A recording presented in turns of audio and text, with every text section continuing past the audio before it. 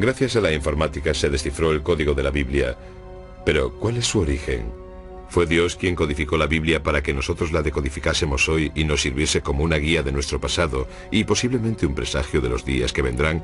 Algunos creen que los orígenes del código bíblico son incluso más fascinantes que el código en sí. Pueden ser, como algunos creen, que fuesen los extraterrestres que visitaron nuestro planeta hace eones quienes codificaron la Biblia, dejándonos de este modo un mapa de nuestro destino. Para una persona que no cree en la existencia de Dios, el texto no viene de la divinidad, viene del espacio exterior. En mi opinión es imposible, porque si fuesen los extraterrestres, entonces tendrían que haber conocido los detalles concretos sobre una gran cantidad de sucesos a lo largo de la historia. No se trata de sucesos importantes de un país, sino de sucesos concretos relacionados con personas, con individuos, porque existen matrices de código bíblico sobre la gente. Entonces, ¿cómo es posible que un viajero del tiempo o algún tipo de extraterrestre sepa todos esos detalles específicos sobre las personas? Los estadísticos no pueden responder a la pregunta de quién los puso ahí.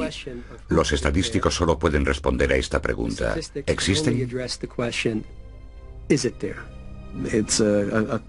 Es una explicación muy inteligente, aunque no muy perspicaz. Significa que puedes escribir libros sobre el tema a título personal, sin comprometerte con la religión, lo que no es muy popular, y de este modo consigues lo mejor de los dos mundos. La misma gente que habla de la vuelta de Elvis Presley o del monstruo del lago Ness, ahora habla de la predicción del 11S. Es un gran mercado, aunque espero que la mayoría de la gente no le preste demasiada atención a esto.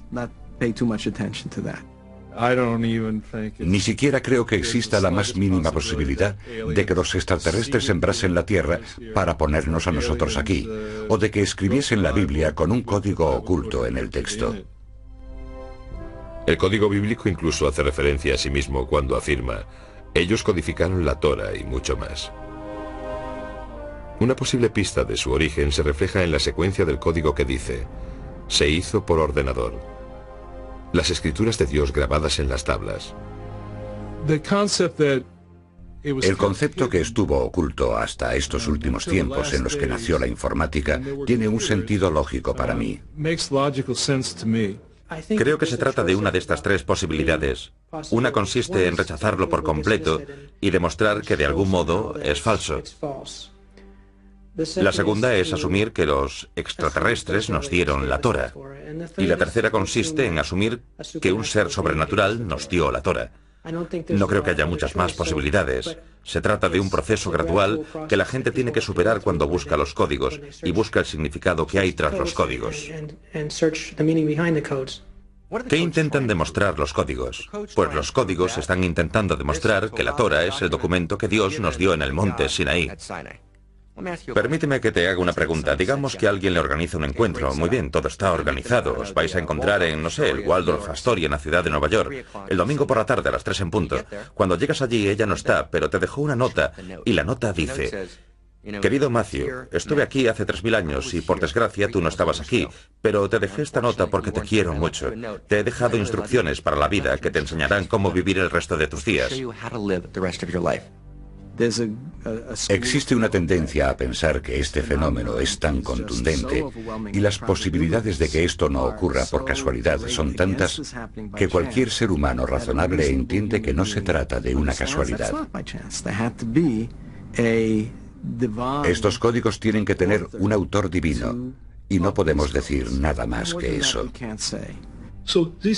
Por eso mismo, esto fue creado por una fuerza poderosa. Y nosotros llamamos a esa fuerza poderosa Dios. Personalmente yo creo en Dios. No creo que se esconda de la gente. Si sigues su voluntad y si buscas la sabiduría, Él te ayudará. Sin embargo, si se tratase de una persona de hace 3000 años, entonces estoy seguro de que Dios le habría permitido desarrollar un código bíblico muy diferente, porque lo tendría que haber hecho a mano. Pero a pesar de la sorprendente exactitud del código, los escépticos dicen que no existe. ¿El código bíblico predice los acontecimientos históricos clave o se trata básicamente de una anomalía estadística o incluso un truco bonito y perspicaz?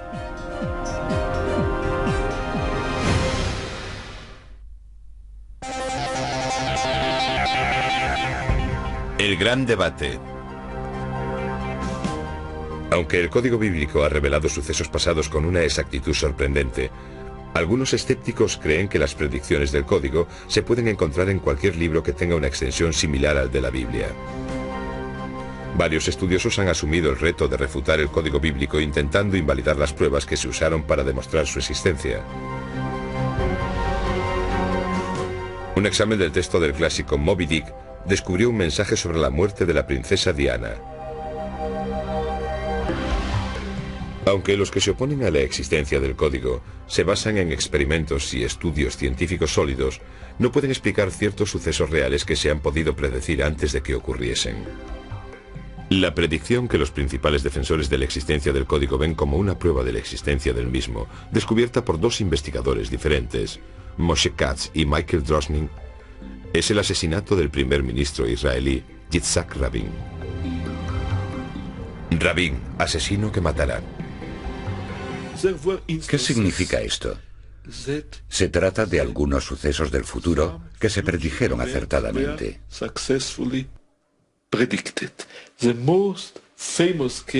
El caso más famoso es la predicción del asesinato del primer ministro Rabin que hizo Michael Drosnin.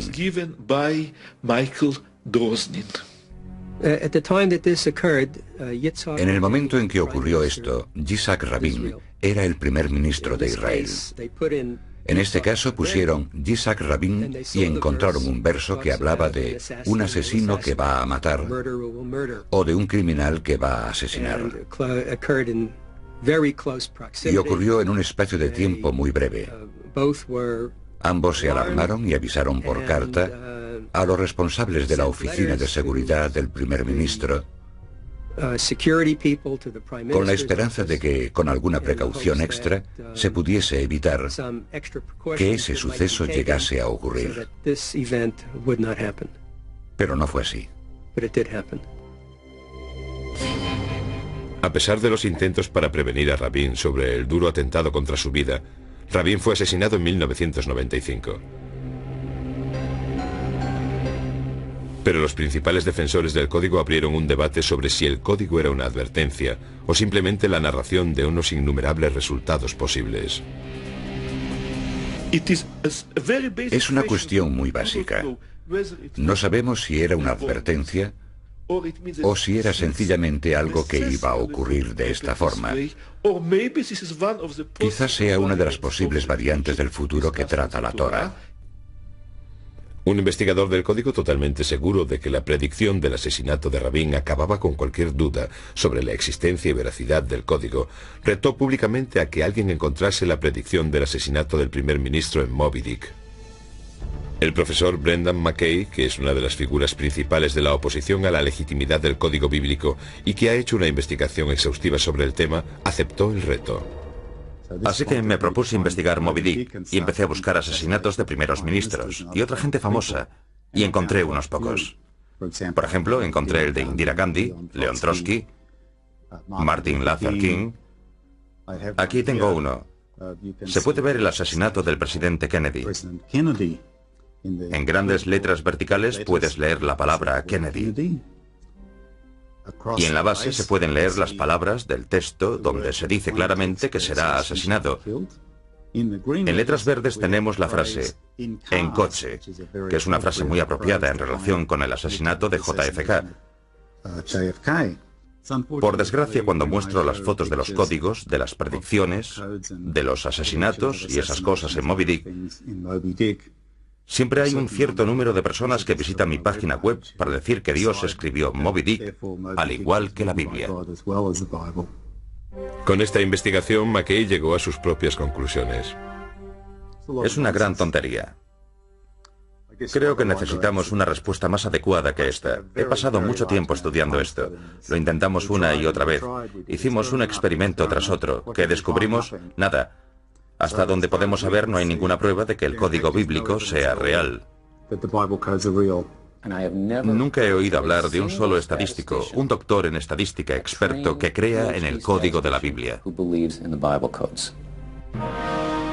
Pero hay defensores del código que argumentan que las probabilidades estadísticas de que aparezcan ciertas palabras en distintas formaciones es tan pequeña que atribuírselo a la casualidad es ignorar los elementos fundamentales de la estadística. Mira, hay una pequeña posibilidad en Moby Dick, y las posibilidades en la Torah son muchas. No significa nada. Esto no es un experimento, solo es un truco, y McKay no es más que un mago. Hemos encontrado tantos códigos que estadísticamente no tienen otra explicación que la que ya hemos demostrado. Existe algo. Hay algo aquí que no puede ser aleatorio. Creo que ya hemos llegado al punto en el que queda demostrada la existencia del código bíblico, y la forma en la que se ha hecho es desarrollando matrices muy avanzadas con frases que sobrepasan la posibilidad de la casualidad que se da incluso en el universo. Y una vez que hemos hecho esto, entonces queda demostrada su existencia, y creo que hoy hemos llegado a ese punto. Otros investigadores argumentan que dejando las probabilidades estadísticas a un lado, deberíamos mirar la validez del código de otra forma. El debate no tiene mucho que ver con si este o aquel código son ciertos o no. Se trata de saber si son una posibilidad real, si crees que cada código es correcto, que todo esto funciona a la perfección y puedes predecir lo que va a ocurrir, en realidad estás loco. Si crees que los códigos no existen, que no es posible, que existe una especie de idea absurda de que debe de haber códigos por todas partes, realmente te estás perdiendo algo estupendo sobre la complejidad del mundo. No estás viviendo en un mundo codificado, y no vivir en un mundo codificado es como vivir en un mundo monótono, y un mundo así no es realmente un buen lugar para vivir. A pesar de los sólidos argumentos de McKay y de sus seguidores contra la existencia de los códigos, los que apoyan su existencia nos muestran más ejemplos reales de las predicciones de los códigos sacadas de los titulares de hoy en día. ¿Qué dice el código bíblico sobre los acontecimientos recientes? ¿Y qué nos advierte sobre el futuro?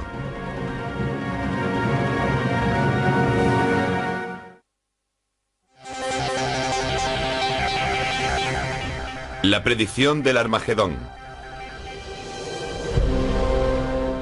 Mientras que tanto los que lo apoyan como los detractores tienen argumentos sólidos, no podemos ignorar que ciertas predicciones de la Biblia se han hecho realidad.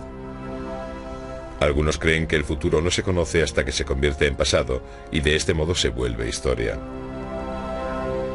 Otros creen que si tienes las preguntas adecuadas se puede predecir el futuro. Si el código puede predecirlo, ¿qué nos deparará el futuro y dónde está escrito? El código ha hecho algunas predicciones sorprendentes en el pasado más reciente. En las elecciones de Bush y Gore, cuando volvía a casa, pasé por una tienda donde vendían periódicos. Tenían un periódico israelí. En los titulares vi cómo se escribía Bush y Gore en hebreo, y también ponía la fecha de las elecciones, con el sistema del calendario hebreo. Cogí esas tres palabras y las metí en mi programa informático. El resultado fue una matriz muy rigurosa. Creo que eran como 4 filas y 5 columnas con estas tres palabras. El día del mes y el mes eran una palabra clave. Gore era otra palabra clave y Bush la otra. Era tan compacta que la probabilidad de encontrar eso en una población de texto libre. Un texto libre es una población en la que hay textos sin ningún código. Era algo como una entre unos cientos de miles. Serían los sucesos del 11S los que conseguirían que los investigadores retomasen la Biblia para ver si había sido predecido. Lo que encontraron fue sorprendente. Descubrimos unas colocaciones compactas poco comunes de estas tres palabras, junto con algunas otras que tienen algo que ver con el 11S, entre ellas el mismo 11S, los nombres de los pilotos, varias descripciones, la caída de los edificios, la destrucción de las torres, la tragedia ante los ojos de la gente y cosas así. Y todo esto apareció en una zona muy pequeña. Hice una matriz con el ataque del World Trade Center y encontré 30 términos que formaban frases completas. Las probabilidades de que aparezca una matriz así son de 1 entre 300 por 10 elevado a 40. El avión derrumbó la Torre Gemela 2 veces. Bueno, pues 2 veces son algunas de las palabras que aparecen en el texto normal. En el siguiente ejemplo aparece Bin Laden con las palabras mata a miles de personas y las palabras suceso terrorífico y Torres Gemelas. Lo que hace extraordinaria a esta cuadrícula es la agrupación en la que aparece. Casi tienes que pararte a mirar un momento antes de darte cuenta de lo cerca que aparecen estas palabras. Estas son las únicas palabras para el terror, suceso terrorífico, que aparecen con un salto de 2 letras. Es el intervalo más corto de la Torah. Esta es una de las 3 mejores asociaciones entre torres y gemelas. ¿Por qué aparecen juntas en la misma cuadrícula? Pues la respuesta que encontramos una y otra vez es porque existe una intención clara.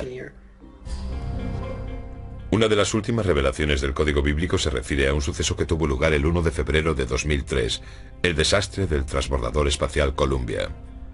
Empezaré por los hallazgos del profesor Reeves. Transbordador espacial Columbia. Llorar su muerte. Devorados por el fuego. El profesor Reeves no vio este ELS rojo. Se lo enseñó a un amigo que dijo inmediatamente que parecía un cohete espacial, que había algo interesante en el ala izquierda y que estaba boca abajo. Así que esta debe de ser el ala izquierda y estoy seguro de que dice consumida por el fuego.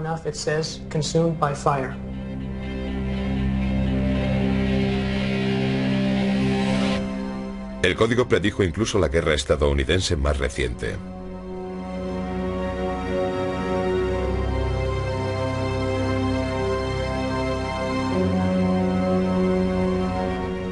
¿Pero el código puede predecir el futuro? Algunos investigadores han afirmado que el código bíblico hace una última predicción, que el final de los días ha comenzado, que el final del mundo está cerca.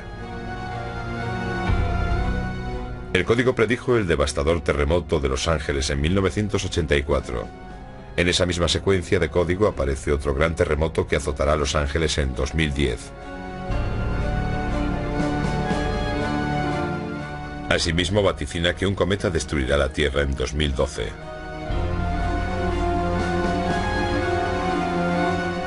También sugiere que el incremento reciente del terrorismo internacional podría ser el precursor de la llegada del final de los días. ¿Estas predicciones son futuras catástrofes o simplemente aumentan las posibilidades de que sucedan? Algunos investigadores advierten que los códigos se pueden cambiar. Como podemos ver en el ejemplo, tenemos Al Gore en azul y presidente en amarillo. Y esto lo encontró el profesor Reeves un año antes de las elecciones. Por eso asumimos que Al Gore iba a ser el presidente, o quizás pensaba que lo iba a ser. Y de hecho, unas semanas después, con lo de Florida y las batallas legales, el profesor Reeves encontró unas cuantas palabras más. Creo, quizás, que están en rojo. Porque, de hecho, no existe un método, no tenemos realmente un manual de instrucciones que nos diga qué palabra tenemos que leer primero y qué palabra tenemos que leer después, y si estamos dejando alguna palabra perdida. Lo que hacemos es destacar una palabra de aquí y de allí. No tenemos forma de saber lo que estamos buscando. Es muy difícil hacer una matriz precisa sobre el futuro. En mi opinión, usar los códigos para predecir el futuro es darle un uso incorrecto y grave a todo este asunto, y de todas formas, no se puede hacer. No puedes usar los códigos de la Torah para buscar las acciones que deberías comprar hoy en la bolsa para poder ganar dinero mañana. Porque no todo lo que aparece en una colocación compacta se corresponde con algo que se pueda relatar de forma histórica y lógica. Hacer matrices con el futuro no debería suponer ningún problema en absoluto, salvo que no sabemos qué buscar y tenemos que adivinarlo todo. Y cuando trabajas así es muy posible que cometas errores. Por eso creo que hacer matrices sobre el futuro es teóricamente posible en un 100%, pero en la práctica es muy difícil hacerlo. Por eso, si puedes desarrollar una matriz sobre un suceso pasado, entonces puedes desarrollarla sobre el suceso futuro, porque se trata sencillamente de un suceso pasado que no ha ocurrido todavía. No sabemos lo que buscar en una matriz sobre el futuro. Ahí está la limitación. Lo que vemos es solo la punta del iceberg, en el que todavía no hemos sido capaces de descubrir de forma sistemática todos los aspectos diferentes de cómo se codifica. Es decir, una descripción completa del código. Tan solo vemos un pedazo aquí y otro allí. Si crees en la Biblia y en sus profecías, sabrás que habla de un periodo de tiempo llamado el final de los tiempos o el final de los días. Se trata de la batalla más intensa entre el bien y el mal en el mundo. El terrorismo, el virus del SARS y otros virus y epidemias, todo ello es un indicativo de que las cosas malas ocurren. Y la Biblia predice que todas esas cosas malas o diabólicas van a suceder. El código bíblico tan solo corrobora ese mensaje. Existe toda una tradición de predicciones específicas sobre el fin del mundo.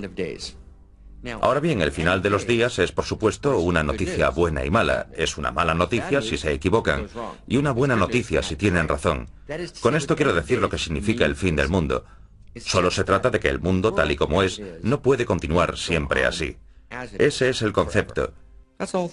En realidad es una idea bastante importante, porque si crees que todo va a seguir así siempre, nunca vas a intentar cambiar nada. Nunca intentaremos transformarlo. Los códigos y las predicciones son una invitación a participar en la creación del futuro.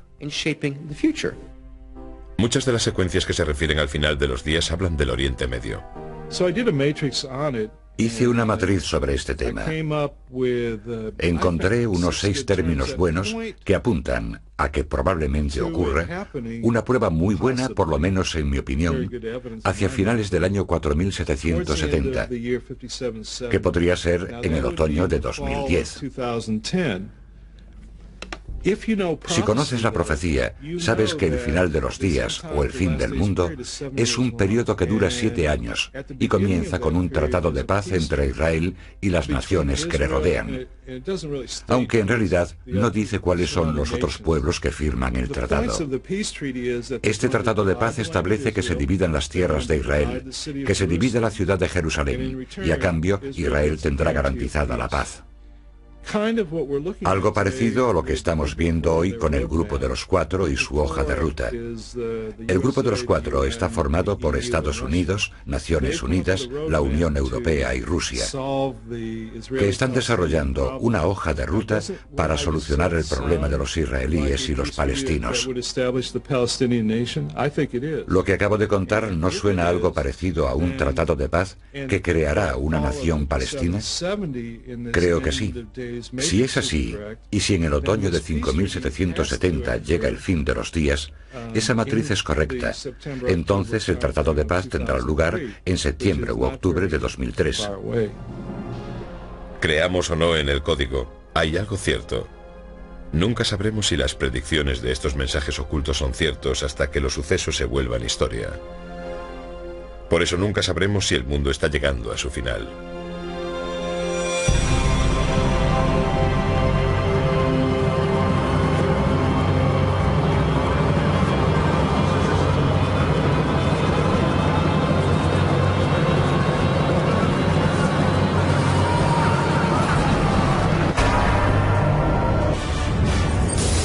Esto es Teorías de la Conspiración.